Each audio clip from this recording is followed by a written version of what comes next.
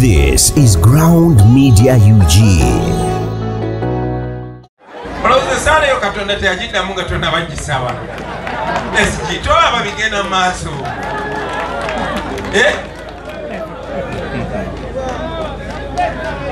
Ayongeremu Katonda akyatusedde. So friends, this should go to all of you. Ffenna tuyimirire wamu ne bannayuganda naddala mmwe abasirikale. Tetulwana nammwe bakyali baffe, tulwanirira mmwe, nammwe mulina ebizibu. Ate tumanyi bulungi nnyo nti enkyukakyuka ngeze, nammwe mujja gibenefitingamu, nammwe egenda bayamba. So mwebereremu bakyali baffe. Njagala okusindika message. First of all, a message yebaza ba artist bannange. I hold you in very high regard, my fellow artists. Muli bakabinyo mwe ba artist. Njagala obanyukiza abamiziki bannange ne bannakatemba bannange ne bawandisi bannange mwenna ba creatives. Muli ba muwendo nnyo.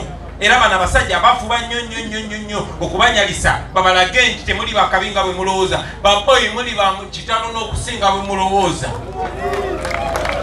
Njagala obanyukiza mu myaka gy'ensanvu Byron Kawadwa yawandika omuzannyo oluyimba lwa Wankoko bwe bamutta Bussi kubanga Mini yali amutya. Okot Pipitek was oppressed because he's an artist, but most importantly njagala kutunula mu context yammwe nga ba artists abatono ennyo abasalawo ne mugamba nedda ssebo ffe tugenda tugula tetuli byamaguzi. Munange si ffe tusoose, abasajja baaliwo abakabi. Omusajja gwe bayita Christopher Sebadduka yagaana okolera dictator. Omusajja gwe bayita Fire Lutaya yagaana okolera dictator. Fire Lutaya yalina mukwano gwe na mukyala we ebimu. So Amini bweyogomba mukyala wa Jesse Kasirifu n'alagira Jesse Kasirifu bamutte, era Jesse Kasirifu bamutta ng'atiisatiisa bana bayimbi bonna bayimbe nga bawaanaye. Fire Lutaya n'asikamu nete yafa, era paka katucha holding in very high regard. Of course banji baba kakanya, banji ne basirika busirisi, ate abalala ne batandika kuyimba nga bawana na Kyemalira. Banji kwaba bayimba nga bawana Amini, abamu basanga mu diaspora kubanga bagenda naye. Nchidamu abamu basanga mu diaspora kubanga bagenda naye. Nobody we are taking over, bali tebalina buvumu bumala komawo kubanga bakola ebikolobero bimala. Mukimanyi nti waliwo bamiziki bannaffe nga ffe nga bamiziki bannaabwe tetubalinaako buzibu, naye nga Museveni afulumyemu bagenda naye.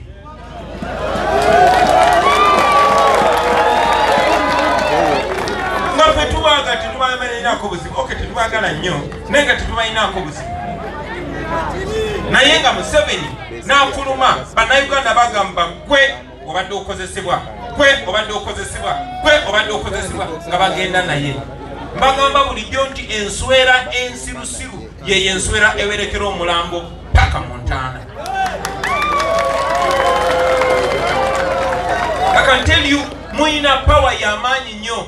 Ensonga lwaki Museveni akwata biliyoni esukka 30 ez'omusolo n'aziwa aba artists abatono, kubanga amanyi twamuteekako tabo. Yali tasuubira nti walivayo artist omukumwe bamaze ebbanga ddene nga batuzalawo, bamaze ebbanga ddene nga ne art tebamuwa kitiibwa nga batuyita madongo, naye kuffe ne musaba ani mudongo.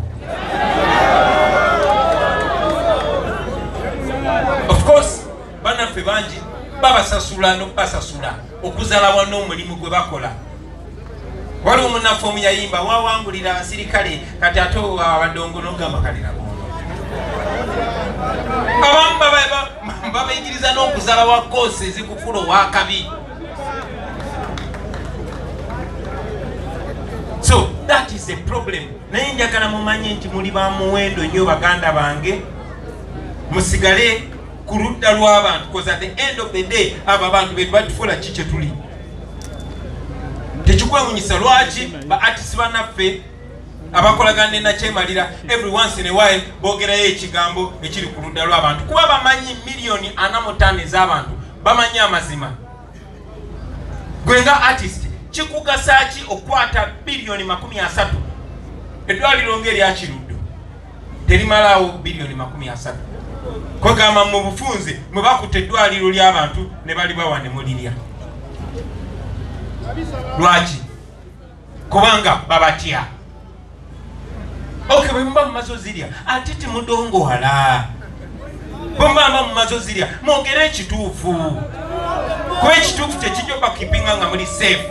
Gwe artist yonna gy'oli ekituufu kyekijja okuwa social security.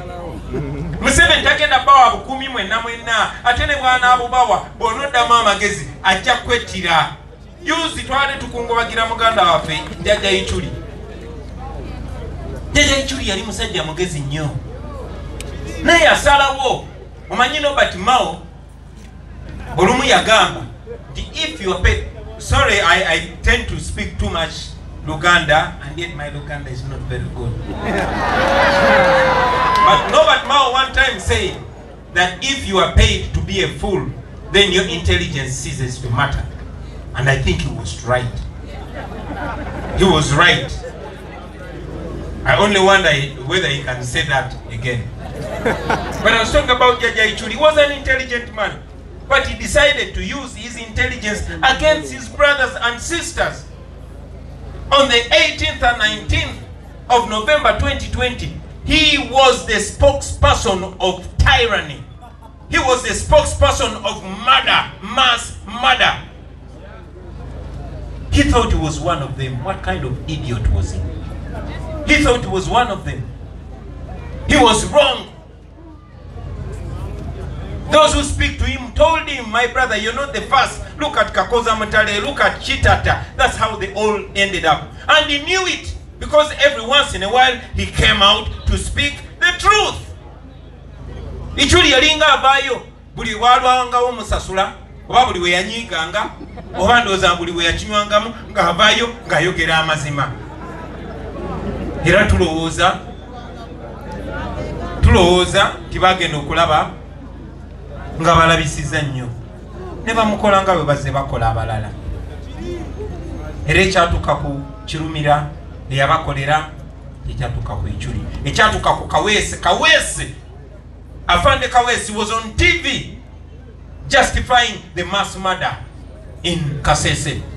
When Museveni killed hundreds of women naked, hundreds of children naked, Kaweesi came on TV and justified that. A short while later, they did the same to him.